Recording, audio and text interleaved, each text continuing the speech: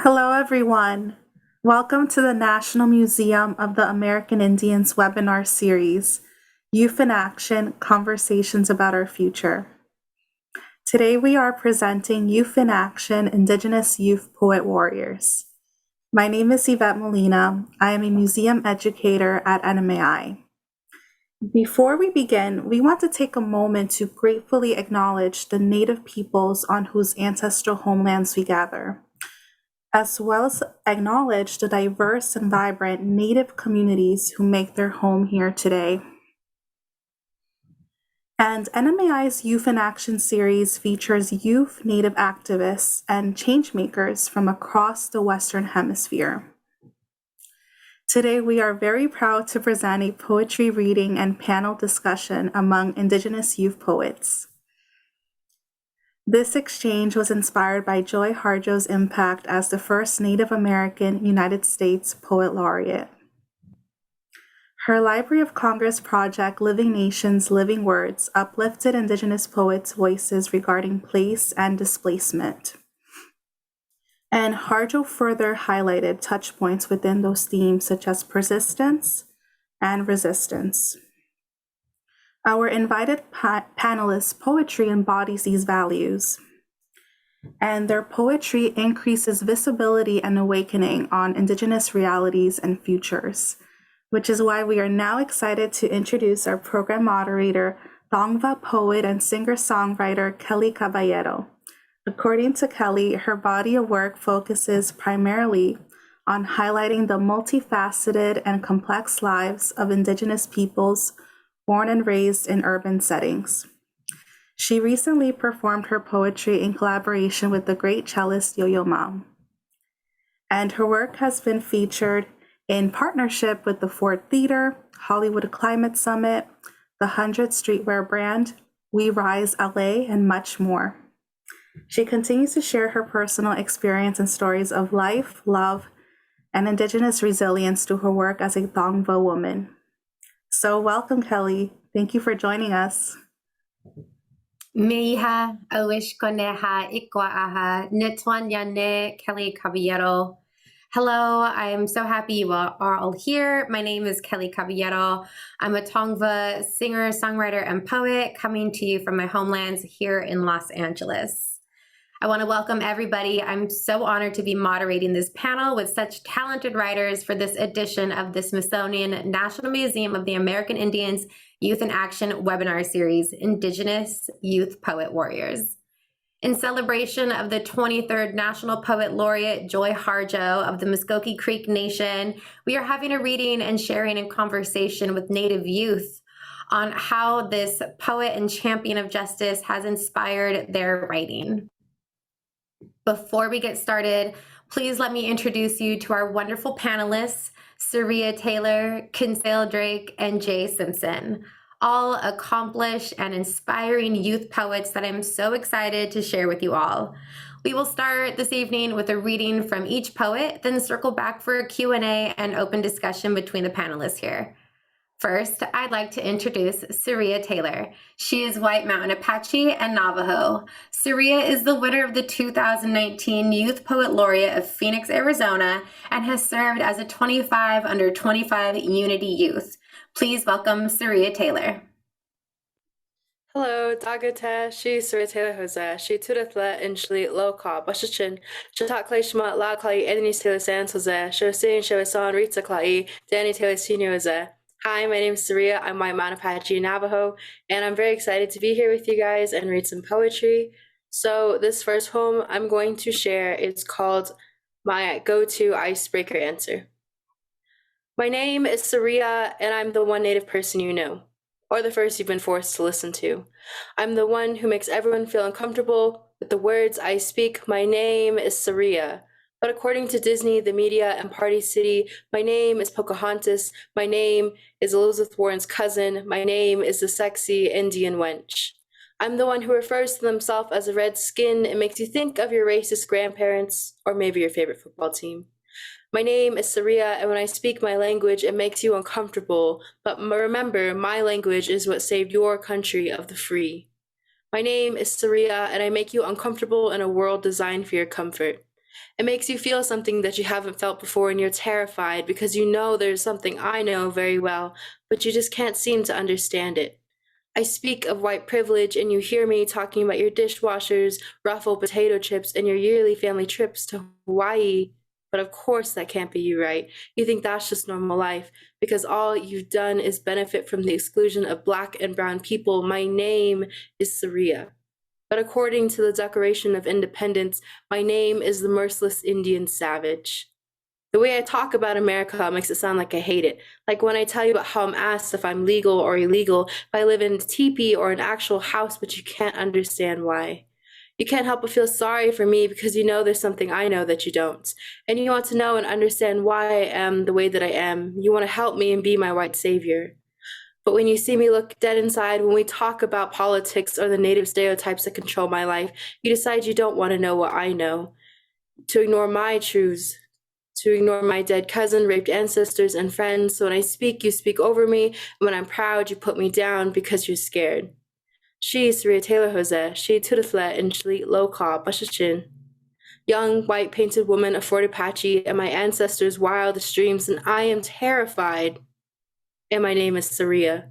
But because I'm a redskin, I'm forced to be strong and loud and make you so uncomfortable when all I want in this great big colonized world is to be comfortable, just like you.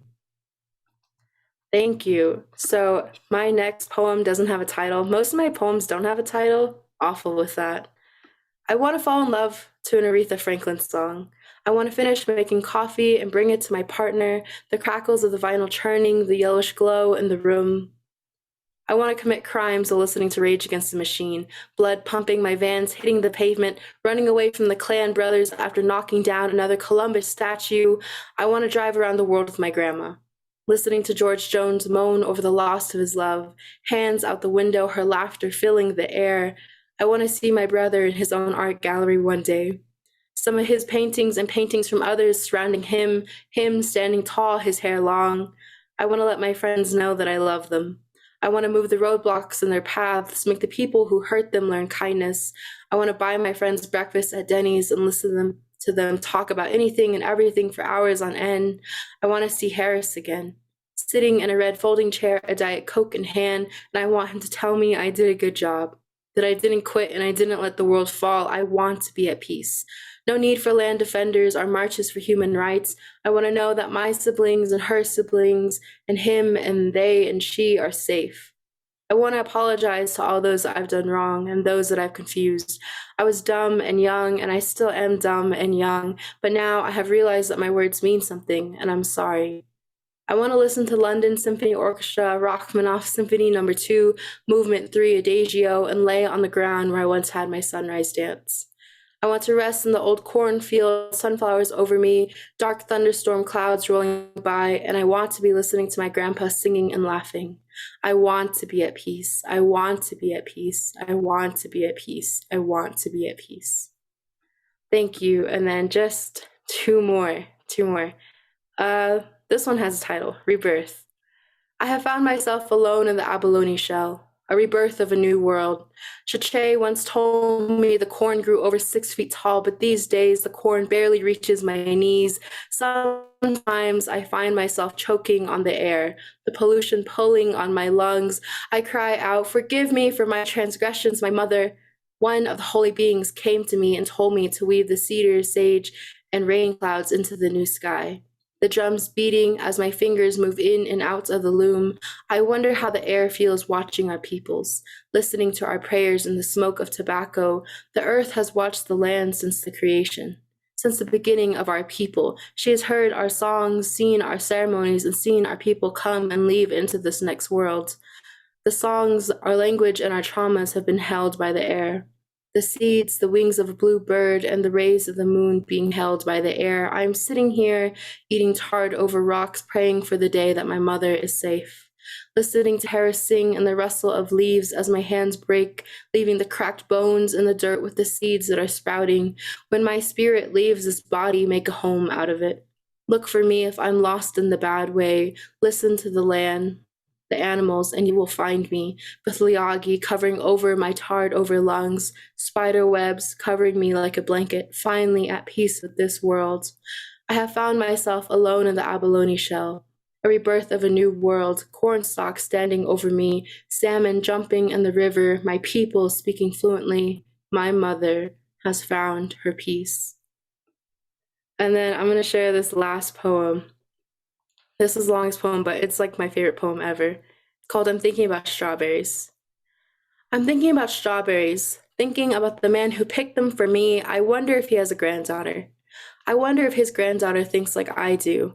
I'm thinking about when I was at home, eating spaghetti and commodity cheese when my grandpa walked in, covered in dirt, lunchbox in hand, me hugging him so happy to see him home, wondering why he has to work, why he can't just stay home with me. I wonder if she wonders the same of her grandpa.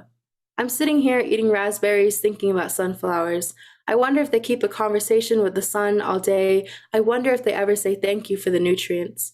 I'm thinking about my siblings. I wonder how the bat feels when Jawan swings. When Austin recites dinosaurs out loud, I wonder if the air swirls around him. I'm thinking about my sister Shania laughing so loudly at nothing. I wonder what Colton thinks about when he sees clouds. I wonder if the clouds wave to him like they used to wave to me. I'm thinking about Brandon and how he finds so much beauty in the world to paint it. I'm thinking about how the grass holds Julian when he falls. I'm thinking about Alyssa saying hello to the ocean. I'm thinking about COVID. I wonder how the air feels passing along such a virus. If it feels ashamed or glad, tired of the humans who continue to pollute it, I think I should have a sit down with the air. Beg it to stop harming my people, tell it about how I've already lost so many and I can't lose anymore.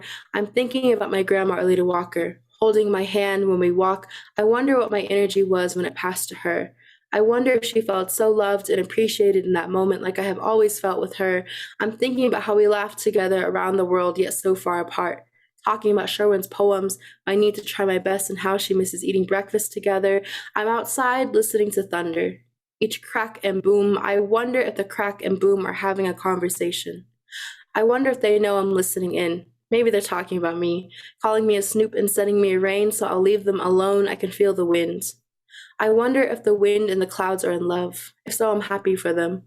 I'm thinking about the time my grandma Rita and I went to show love together.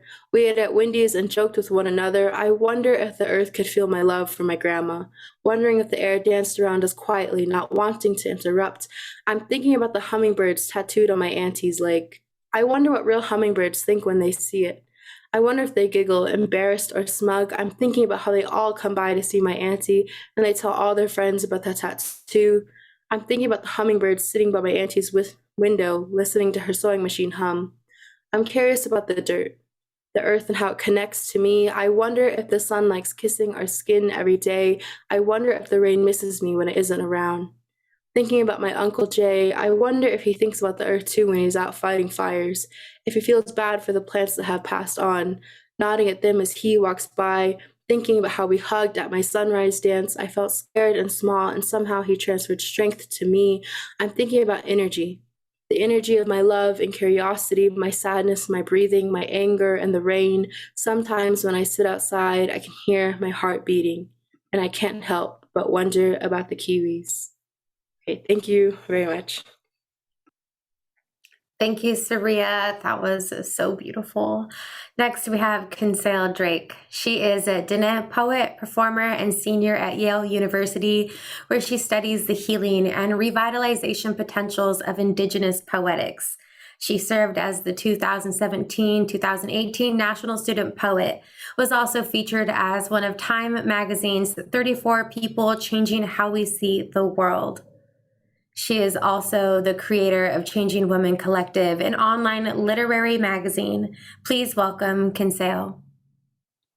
Yatesh Kinsale nishye nat od ne etachina nishle bilagana bashishi ashiha dashiche bilagana dashinale akot ego at san nishle. Hello, my name is Kinsale. I'm very honored to be here, and I'm calling in from the ancestral and unceded lands of the Quinnipiac people, which are also known as New Haven, Connecticut. And I'm very honored to be here among the other poets today. And the first poem I will be sharing is Praise Poems for All the Homes I've Strung Together. I'm unsure of how many times I let home slip into praise poems during these months. Praise heartbreak in Connecticut, my learned home, a city that ignites. Her children topple statues of murderers, and I think of this when the absence that has taken root in me dreams of winters. Bitter wind is still better than stale air, so I imagine peaches passed around in paper cups and piss-poor poetry scrawled on blackboards. My walks alone through archways we have not yet torn down. In a second language, I praise our mothers and their migrations. When the world was blistering, they pressed food to mouths, strapped boxes to truck beds. I don't mean the mothers by blood. I mean the relatives who braided homes together again, for whom I write praise poems about existing. Mornings with the dogs, with our hands in cool water, teaching children how to turn the soil. The sound of something cooking where once there was nothing, soft breathing into a stretch of morning sunlight, while outside the willows murmur in their solitude. Every patch of earth holds the people. The people hold each other. Praise the slow days like this. Our mothering of each other, our giving. In a third space I create. I must find home or bend into the aching. I write of dark bellies and a stranger who teaches me to pray. It's much too easy to believe there is an answer somewhere to the body I feel like I am lacking. I don't praise the empty, but maybe the familiar that can fill it. Once, my grandmother was lonely too. From her, a home for my fossil. I, once smaller than a blue corn kernel, must then have come from lonely. So I praise the home we've built from that too. This is After Sacred Water. This is a response to Leslie Mvskoke's collection, Sacred Water. 1. We inherit every gathering pool of blessing, formed by careful hands.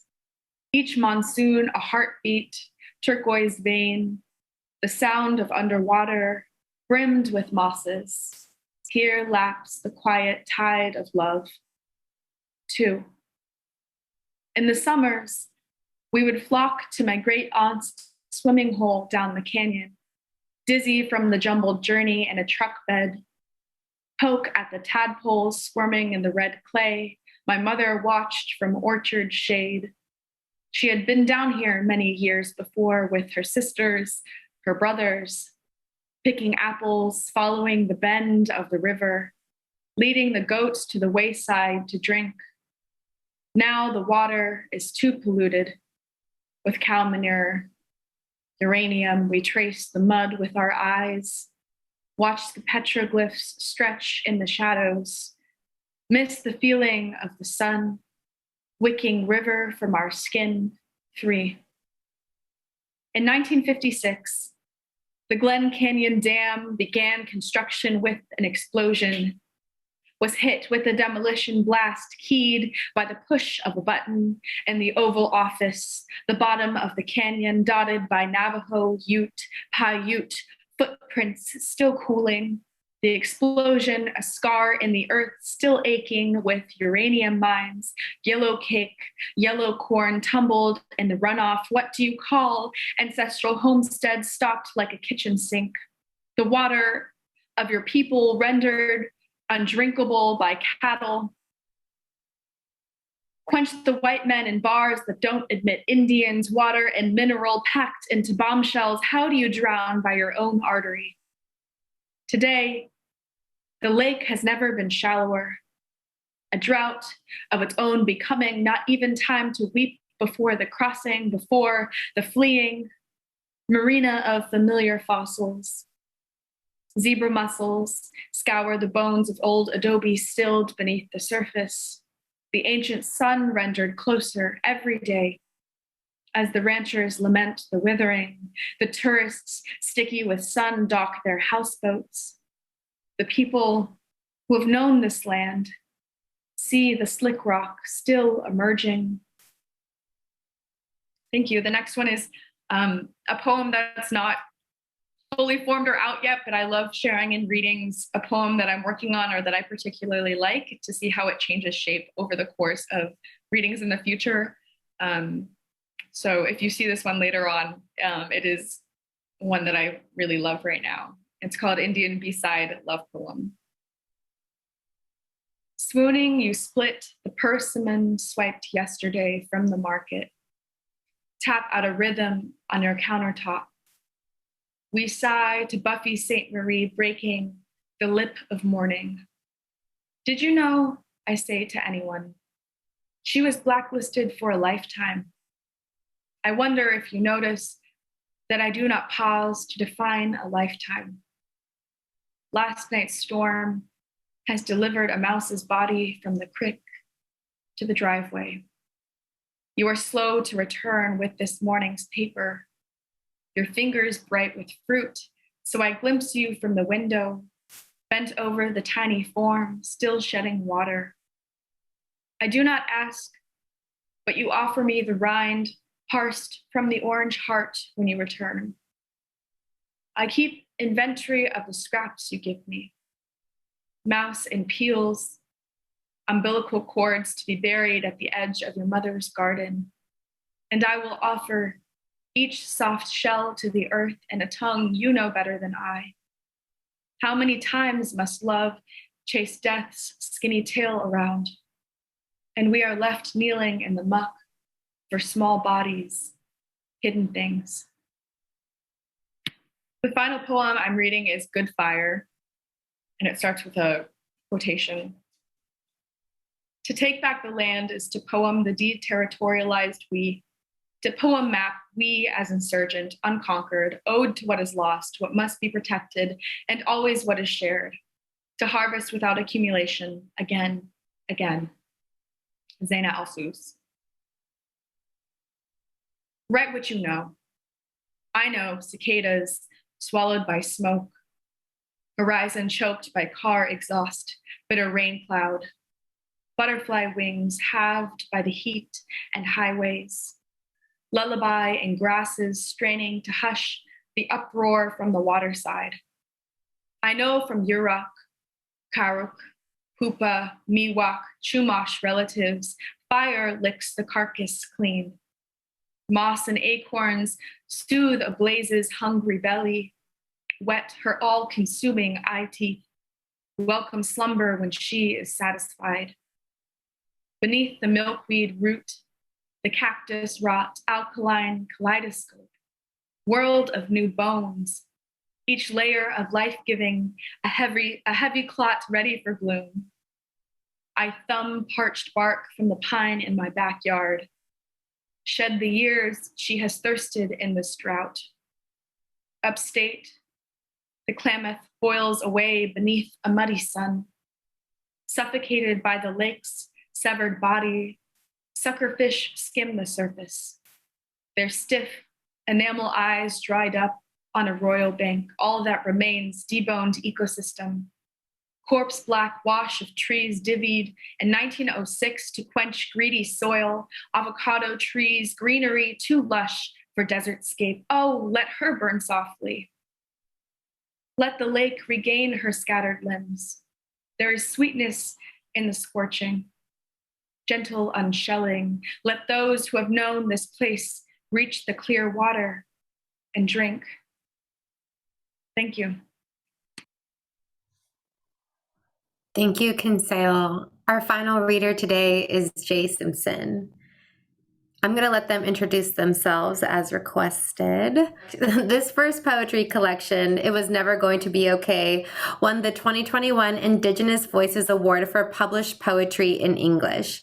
It was also shortlisted for the 2021 Relit Award and was the 2021 Dane Ogilvy Prize finalist. Please welcome Jaye Simpson.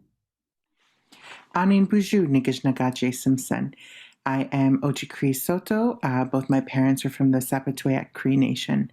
I am calling in today from the unceded territory of the Musqueam, Squamish, and Tsleil-Waututh people, colonially known as Vancouver, which saw the fall of one of the colonizers' statues yesterday.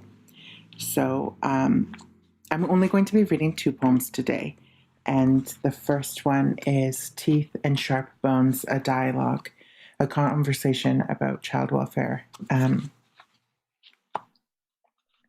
Some of us had lived long enough to think we'd made it out. So some of us decided to start anew, love again, and try and bring fire back into this world.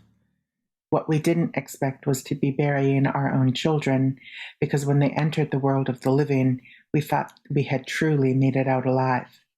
Yet still, they hold these babies accountable for the sins of our ancestors. Let's get something straight for once. We didn't commit any sin, unless you count breathing as sin, so I guess that John A. MacDonald wanted us dead was sin enough. When I was a child, you took me from my mother. You said she didn't know how to be one. You stole her mother and her mother's mother before her, gave us to white woman wolves, and got mad at us for having teeth and sharp bones.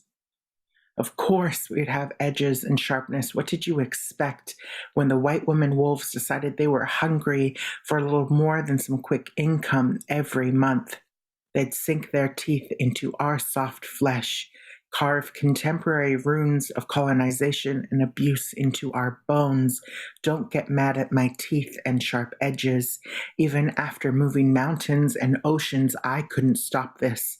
Couldn't change this cycle in its tracks. Even I, all fire and flood bloodline and bloodlust, couldn't stop these colonial governments from trying to steal my kin.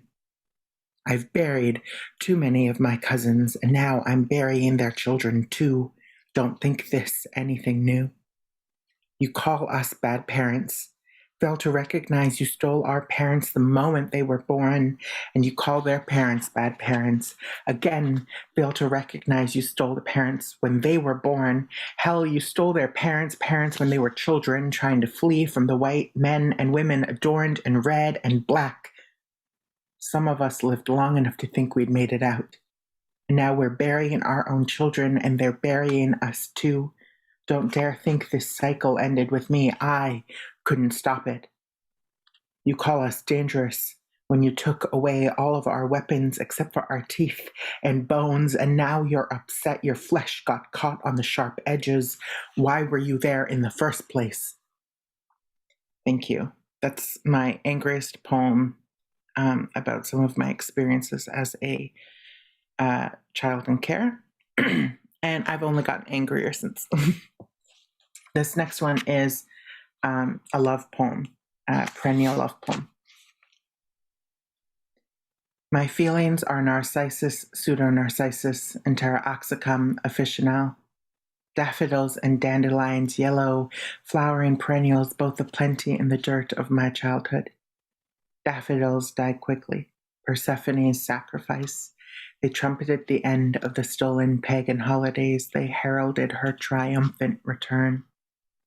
Dandelions are one of the first things a pollinator chances upon after winter. The first meal, the breaking of the fast.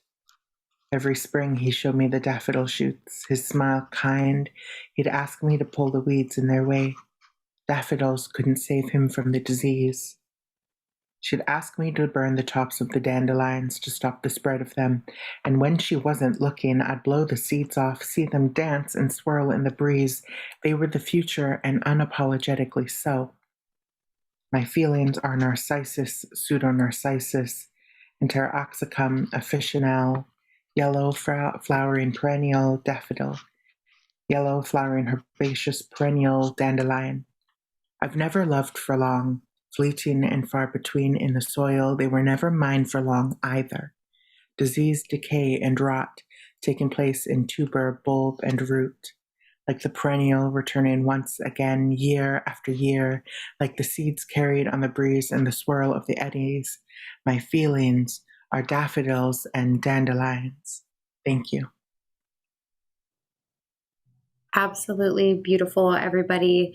Thank you, Jay. I'm so grateful to be part of this incredible panel with such talented poets. It's an honor and privilege to hear your stories and listen to your work. Joy Harjo would be beaming with joy to see these Native youth and using their words to heal, change, and create community. Now we can get into the Q&A portion of this panel. Some of these questions will be directed to certain individuals and some will be open to all. Feel free to chime in. My first question is going to be for Sareya. As a 25 under 25 Unity youth, what do you feel is your biggest responsibility as a young poet, an Indigenous young poet? For me, I feel like it's to make sure that I'm representing those youth well. I really love going to all the conferences and meeting so many different people and being able to talk to all the different Native youth. And of course, they all vary within age. So just hearing their opinions and their stories and the communities that they come from, it's really important to me. And, to share my poetry with them, like at events or just talking to them one-on-one is really important to me because I want to make sure that, one, they like it, and two, that they feel like they're seen within my poetry, and that they feel seen within the organization as a whole. Thank you. So follow up, is that who you would say you write your poetry for, or is there a specific audience? Like, who do you write your poetry for? I write my poetry a lot for my siblings. I'm the oldest of 5 children. I love my siblings so much. I talk about them constantly. A lot of my poetry revolves around them. My entire life revolves around them. And they're all younger than me. There's 14, 13, 9, and 8. And they just mean so, so much to me. So I'll always read my poems to them and be like, what do you guys think about this? How do you feel about this? And I feel like through them and, through the other Native youth that I get to connect with, I really try and make sure that the poetry that I read or the poetry that I write is centering them and making them, feel comfortable and making them feel loved and appreciated. That's beautiful. I love that. My next question is going to be for Kinsale. How has storytelling and poetry served you as it pertains to either being displaced or connecting to a place?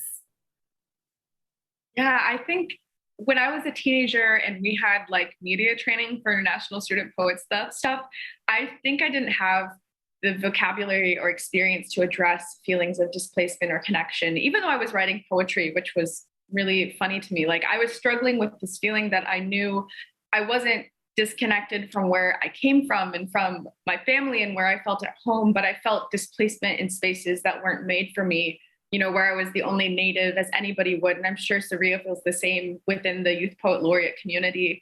And I think during the pandemic, these kinds of things have been really important themes that I've been looking to explore through workshops, especially with other Native youth. So how do we sustain connections to our home communities and our relatives despite physical distance? And how do we enable proximity through poetics and activate things that bring us closer to where we think of as home?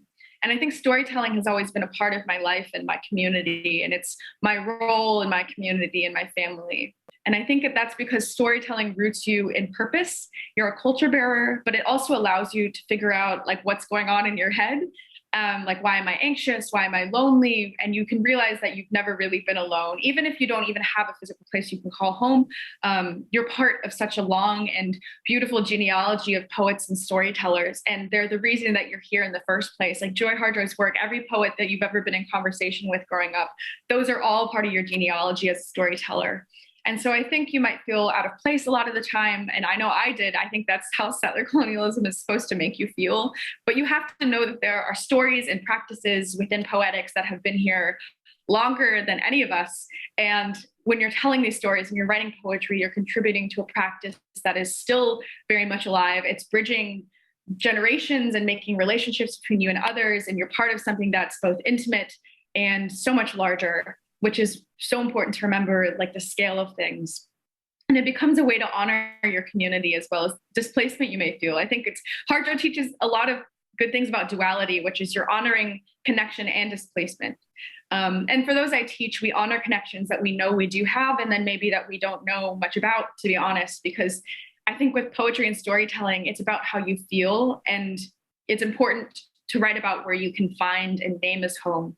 So it doesn't have to be a place or a person specifically. It can be used to just kind of feel it out. And whether it's living within a good memory or a good feeling or something you love about nature, or just starting a journey towards feeling a connection somewhere, I think poetry is integral to pulling that out and helping to give it shape and form and name. Thank you. So piggybacking off of that, Jay, this question is for you.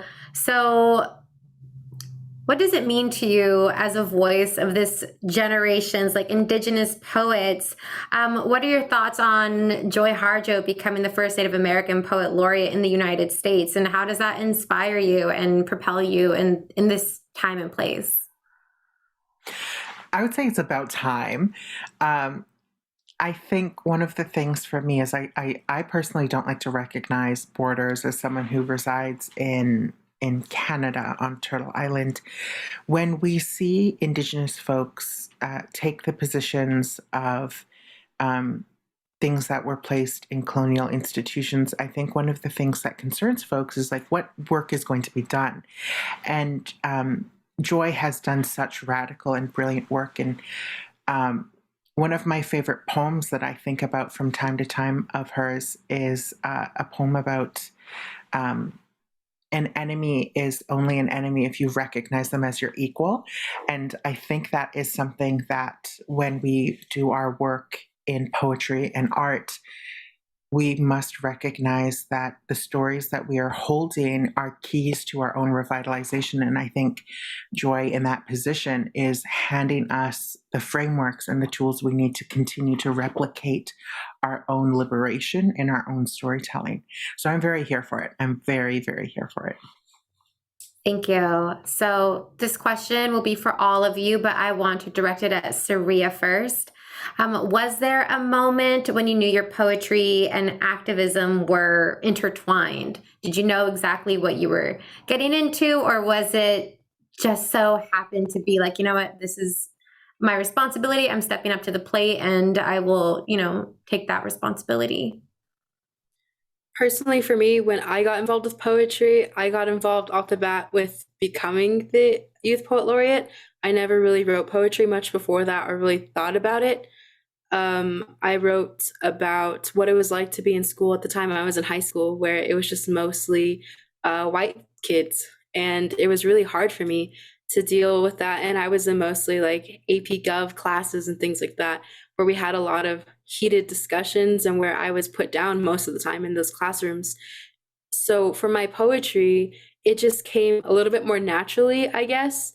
As it went on and as I did different readings, I would notice the tension in the room from some of my audience members or just things like that. And it sort of dawned on me like, wow, they've never heard these sort of things before, or they've never like thought about these things before. And it became more real when people would come up to me after poetry readings and be like, wow, like, thank you. I never considered that. I never thought about like why this might be seen as racist or why this might be seen as not a kind thing to do to people. Like I never thought about it before. And I think that's when I was like, wow, like I know everyone talks about poetry and mostly like old white men when it comes to poetry, or how poetry is about love and sunshine and things like that. So when I really started to like hear these things and think about them, I really realized the impact that poetry can have. Thank you. Yeah, I agree. I love what you said. Kinsale, can you talk to us a little bit more about the new publication, the collection, A New World Coming, and how poetry and art do serve as a form of activism, especially now in this day and age where people have more access to information?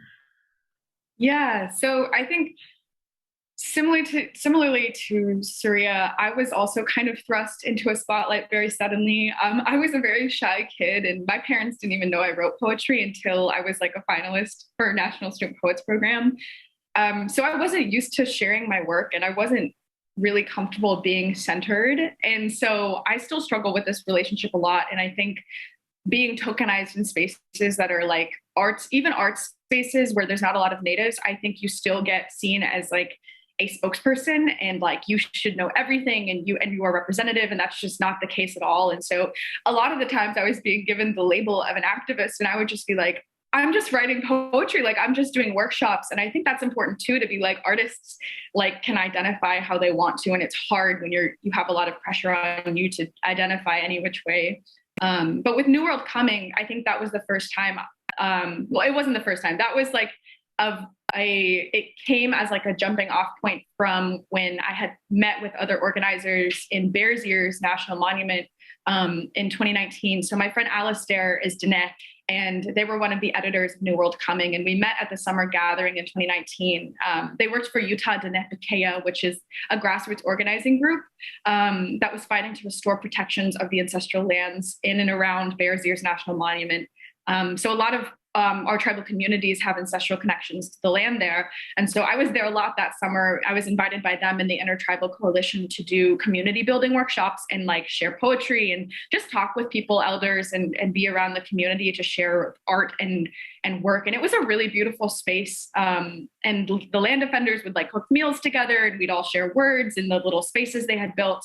And so New World Coming, like the poems in that stem from a lot of the work that we did together, and voices from people who had been in those spaces, who were Mauna Kea land defenders, people who were organizing in the Southwest.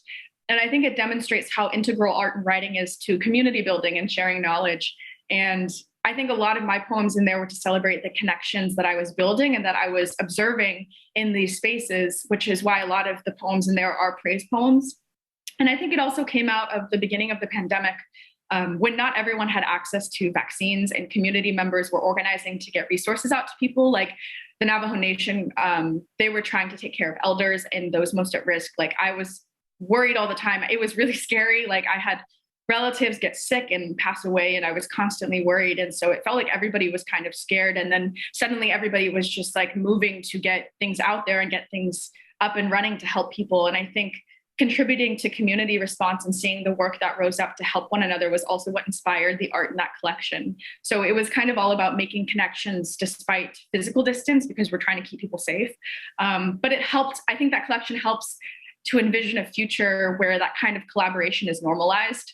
And it's the standard for community care and how we care for each other. And I think it is really important to show how artists play a role in kind of envisioning futures and bringing them closer to us. Love it. Thank you for elaborating on that. My next question is for Jaye. You speak so powerfully about your experience in the child government welfare system. And, you know, it really struck a chord with me. And what I really want to know is what feels like home to you now? Where is your place of belonging and peace? Wow. I think one of the very complicated things with that is the colonial systems work to make sure that a lot of folks, Indigenous folks in the child welfare system, feel very alone and singular. And so it took years and years and years of unlearning and healing. And it was very difficult and very hard. But for me, home has always been the space I hold for other people in my own heart, and just having honest and front relationships with folks. And it's been quite difficult, but in the past few years, I've found family in other people, and that mutual relationship that is built on making sure that we don't submit to the colonial institutions has made me feel really comfortable and safe with other people. And of course, within poetry as well, as a new language, as a language I've picked up and learned to communicate, has allowed me to create home in so many fantastic ways with other people. So, yeah. I love that. Thank you for sharing that. I want to ask one more question for the viewers, of course. If you could give any piece of advice, whether it be writing, publishing, self-submitting, starting your own collective, if you had one piece of advice that you could give the youth watching this panel, what would you say? I'm going to hand it off to Sareya first. My piece of advice would be to just be honest. I feel like that's a given in sort of a way with poetry. Like it's very easy to be honest, but sometimes it's really hard to be honest about things that you've gone through or things that you want to write about, or, you know, things that you wish for your poetry. It's hard, to be honest with yourself and be like, you know what, I do want this published, or I do want to go speak at these events. I do want to do this. It's hard to do that sometimes. So just be honest with yourself and take it one step at a time. Thank you. Kinsale, anything to add? Yeah, I think jumping off of that point, I think it's important to remind yourself that you shouldn't feel pressure to conform to how people want you to speak or how they want you to appear. And I think audience is an important part of that. So always remind yourself who you want your audience to be, whether that's your relatives or your community or just yourself. Like it's perfectly okay to just write poetry for yourself. And that's important, I think, to tell people. And don't be afraid to reach out for help. Like any of us, the three of us, I'm sure, like just shoot a DM and like we will, tell you where you should submit your work, or even with Changing Woman, like you should submit your work to us. Like we would love to have your stuff. There's so many community run resources that are so happy to help. And there's so many now that I wish were there when I were younger and kind of lost and didn't know where to go. So yeah, don't be afraid to reach out for help or ask questions to like mentors or poets that you like. Thank you. And Jaye, anything you'd like to say to the youth watching this as it pertains to poetry?